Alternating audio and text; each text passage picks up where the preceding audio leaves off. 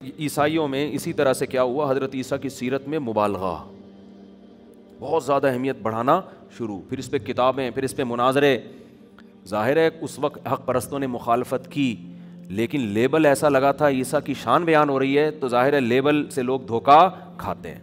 تو وہ پادری جو توحید پرست تھے، جو عیسیٰ ابن مریم کو اللہ کا بیٹا نہیں کہتے تھے، ان کی تحریک آہستہ آہستہ دبتی چلی گئی اور وہ مارکیٹ سے آہستہ آہستہ شارٹ ہوتے چلے گئے. اور وہ عیسائی، وہ پادری، وہ ان کے مذہبی رہنما جنہوں نے کہا عیسیٰ اللہ کے بیٹے ہیں، اور تورات انجیل میں ایسی آیتیں بھی ملتی تھیں جن میں بیٹے کا اطلاق کیا گیا، وہ مجازی معنوں میں، محبوب کے معنی میں، ان آیتوں سے بھی انہوں نے غلط مطلب نکالنا شروع کر دیا.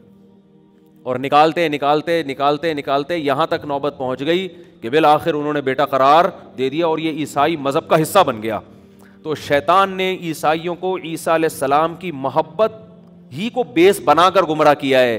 تو شیطان یہ سمجھتا تھا کہ عیسیٰ کی بغاوت پلا کے ان کو گمراہ نہیں کیا جا سکتا. یہی کام شیطان آج اس امت مسلمہ کے ساتھ کر رہا ہے.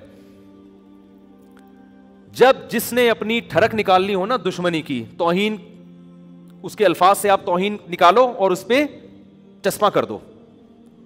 میرے پاس ایسے ایسے واقعات ہیں نا، آپ کے رونگٹے کھڑے ہو جائیں گے. مجھے ڈر یہ ہوتا ہے کہ کہیں یعنی نام لیے بغیر میں مبہم طور پہ ایسے واقعہ سنا سکتا ہوں. میں اسپیسیفک کہیں پوری واقعے کے ساتھ بتاؤں گا تو شاید مسئلہ خراب ہو جائے، میرے لیے معاشرے میں چلنا مشکل ہو جائے. توہین رسالت کے نام پہ ایسا بھی ہوا ہے کہ آپ نے کسی سے، آپ کی ذاتی دشمنی تھی، آپ نے نادانستہ طور پر نا اس شخص سے ایسا کام کروا لیا جس میں اس کی نیت بالکل بھی نہیں تھی، اس کو پتہ ہی نہیں بیچارے کو ہوا کیا اس کے ساتھ. عدالت میں کیس کیا، لوگوں کا اتنا ہجوم پہنچ گیا کہ وکیل کو یہ ڈر ہوا کہ اگر میں نے اس اپنے موکل کا کیس جیت گیا نا میں، تو لوگ مجھے بھی قتل کر دیں گے. وہ یہ جانتے بوجھتے ہوئے کہ جس کی طرف سے میں وکالت کر رہا ہوں وہ قطعاً توہین کا مرتکب نہیں ہوا ہے، اس کے باوجود اس نے اس کو جیل کے اندر بھجوایا ہے. اور یہ سب نام عشق رسول کے نام پہ ہو رہا ہے. صحیح ہے نا؟ میں مانتا ہوں کہ توہین رسالت یا توہین اہل بیت یہ بہت بڑا جرم ہے، اس پہ قانون بالکل صحیح ہے.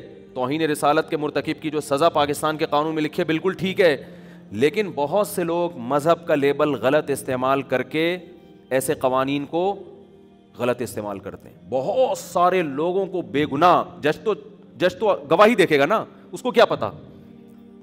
تو خیر یہ بڑا حساس موضوع ہے، اس میں ہم گئے تو پھر بڑے مسائل ہو جائیں گے، لیکن جس جو بھگتتا ہے اسی کو پتا ہوتا ہے. لیکن آپ دیکھو جذباتی لوگ نعرے لگوا لو، دھرنے دلوا لو، کوئی سنجیدگی سے، کوئی ذہن خالی ذہن ہو کر کسی ٹاپک پر سوچنے کے لیے تیار ہوتا ہی نہیں ہے. رسول اللہ صلی اللہ علیہ وسلم نے فرمایا ایک صحابی سے کہ تمہارے اندر دو چیزیں ایسی ہیں جو اللہ اور اس کے رسول کو بہت پسند ہیں.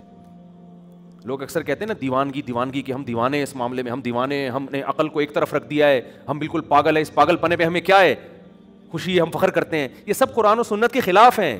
اسلام کسی معاملے میں پاگل پنے کو پسند نہیں کرتا، کسی معاملے میں جذباتیت کو پسند نہیں کرتا.